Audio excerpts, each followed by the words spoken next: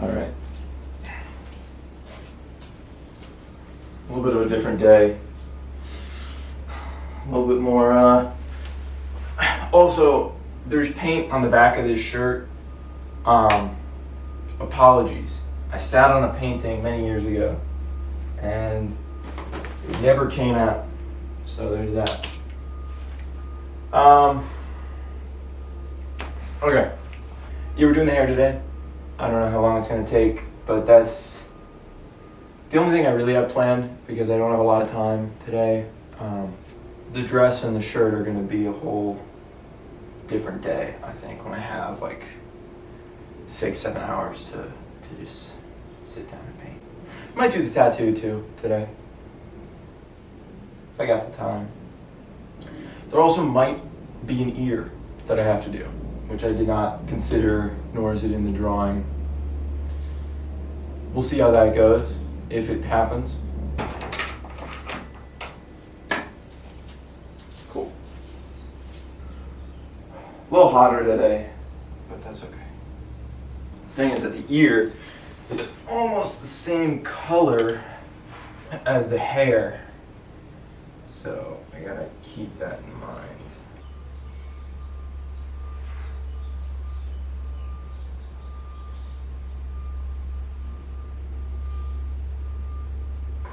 So that should be where the ear is.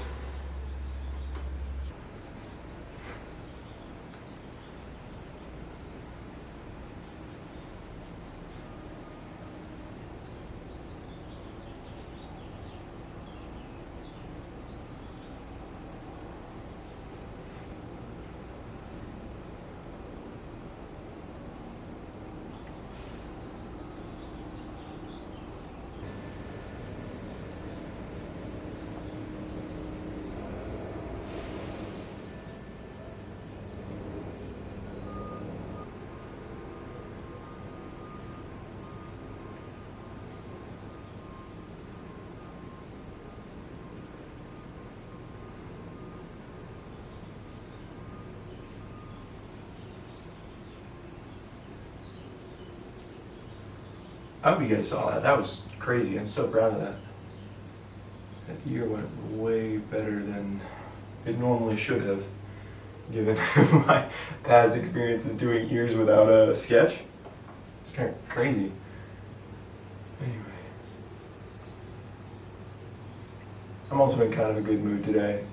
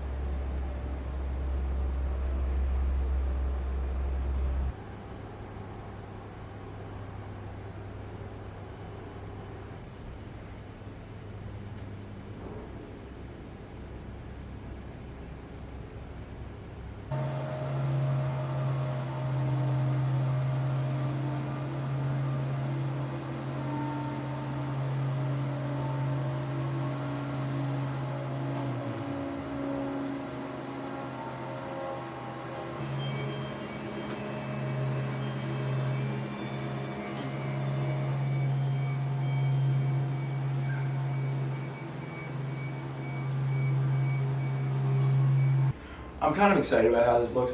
I know, I don't know, hair is kind of weird. When I paint, I always think about how, like, you're doing the painting and you want it to look good and you want it to look right, but you also have to keep in mind that your viewers are human, and humans expect certain things to look certain ways, and if they're slightly off, your brain actually just auto-corrects it. Like, you're not gonna be upset by it. I don't know. I think that if the goal of your work is to illustrate a feeling and an idea, then sometimes your technique doesn't matter as much.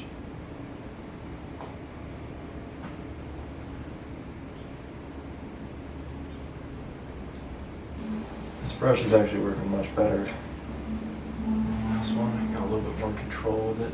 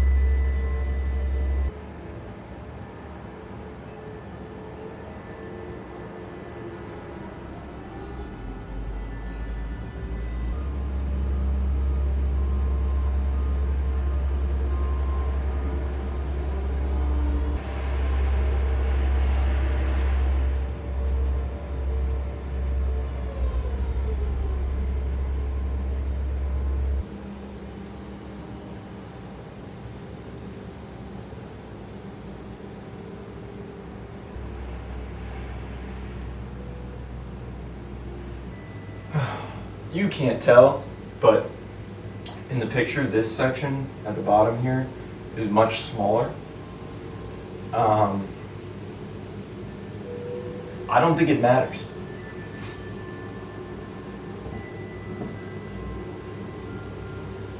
As you get, like, this, I'm using pretty big brush strokes for this hair. Like, if you wanted it to be perfect, you'd be using much smaller ones, but I want it to look right. I don't want it to look perfect. I want it to look like you know what's happening. You can see where the hair is going and why.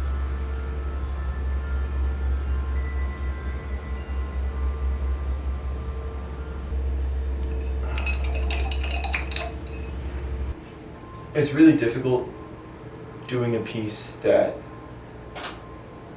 is full of so much of one type of emotion, because life is not like that. In life, there's always two. There's always balance.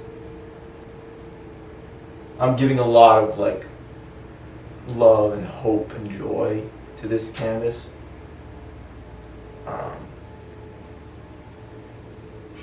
And that's hard. Especially when I don't always feel like that, you know, like I'm not always in the best mood. It's not easy to just feel one thing.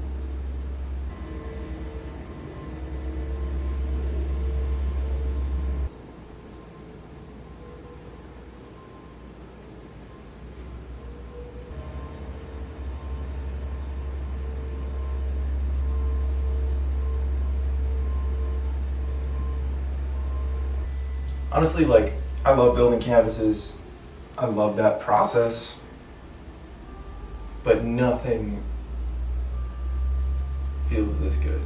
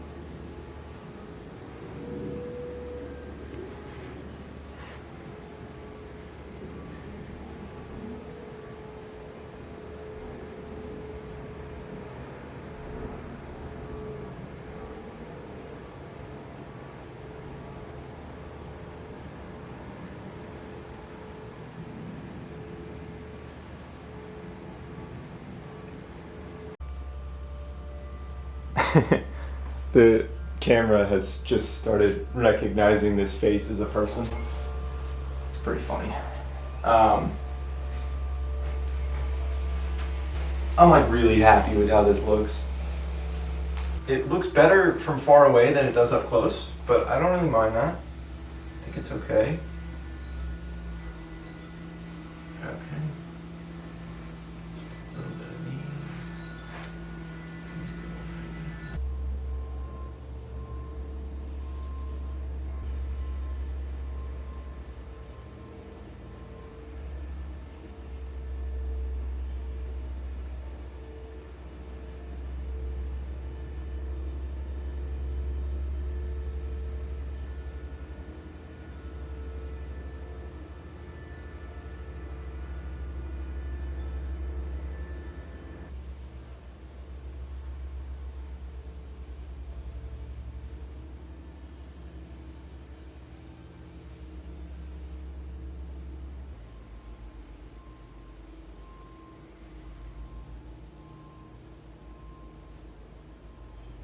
All right. See how that looks from far away. Ugh. It's not bad. It's very high in contrast right now. Like very bright brights, very dark darks, which I like. That's kind of what I want. With a grisaille, it would be just black and white. And I'm obviously not doing that because I like painting with color. It just makes me happier. So like, all right, I think I am gonna do the tattoo just because I would love to get it done, and because all the paints are in gray tones now. So the brush didn't matter like at all for the body, but with the hair, I'll show you the difference between these two. Okay, perfect. So the longer and thinner one is much better for hair. I'm finding that they're like basically the same brush. They're so similar. But the thicker one is better at making like squarer brush strokes. And the long one gives me a lot more control on tight corners and long strokes. So that's what I've been using for the hair, and it's been working much, much better. Both of them are great. I use both of them on the body, but for the hair, the skinnier one gave me a lot more control, which was nice. Tattoos are very much not black. I will tell you that much.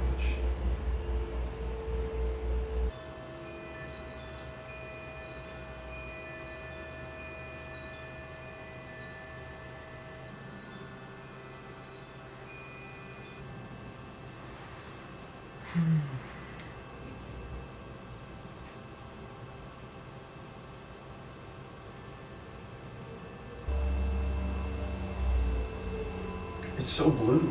Tattoos are so blue. I've never thought about this before.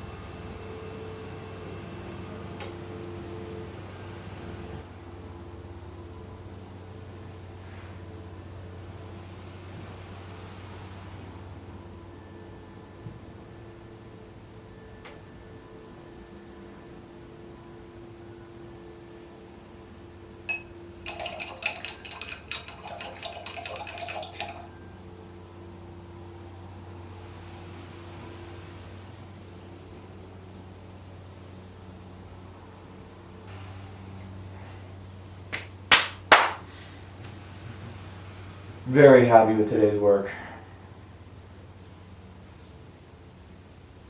She really looks like herself. And so, okay. So tattoos are like, this is like a black and gray tattoo. So you would think that it's black and gray. I've actually found by looking at the photographs that I'm using for reference, this is blue and green. It's being really intensely illuminated. Like this is on top of a highlight, and so it's not dark. And yeah, I'm excited because I think I'll be able to get, this is interesting, I just had an idea. So I want to get a little more detail in this tattoo. Like a little more, not a lot more. And I'm not sure if I want to do that from glazing or, okay.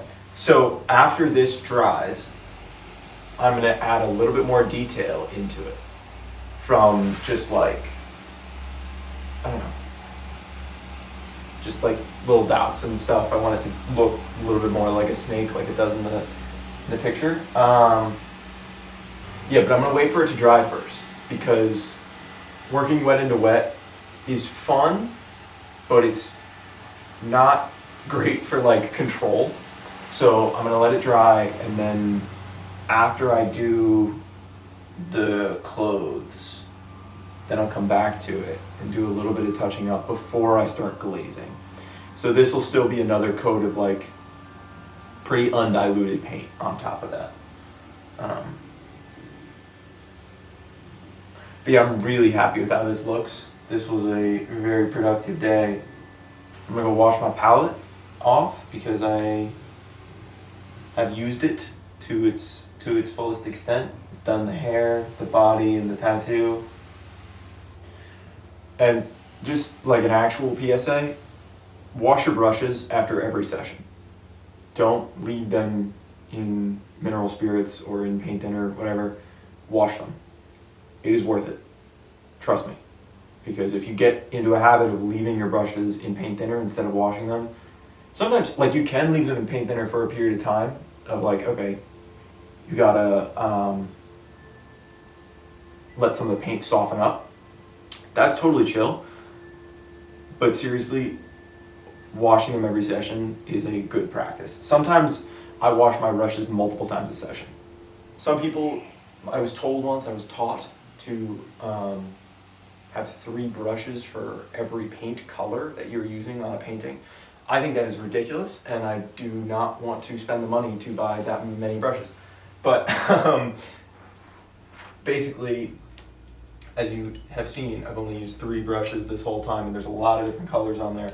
Because you don't get like clarity of color without clean brushes. Yeah. Also, I feel like you get to a point in your palette where like the colors are so muddled because you use them so much. Yeah, like if you use a palette for, in my opinion, 3 days or more, you're just using gray. You're using different tones of gray. So anyway, that's it. That's the painting for today. I'm super happy with it. Again, this is kind of a short session because I didn't have a lot of time, but thank you for watching. Yeah, see you next time.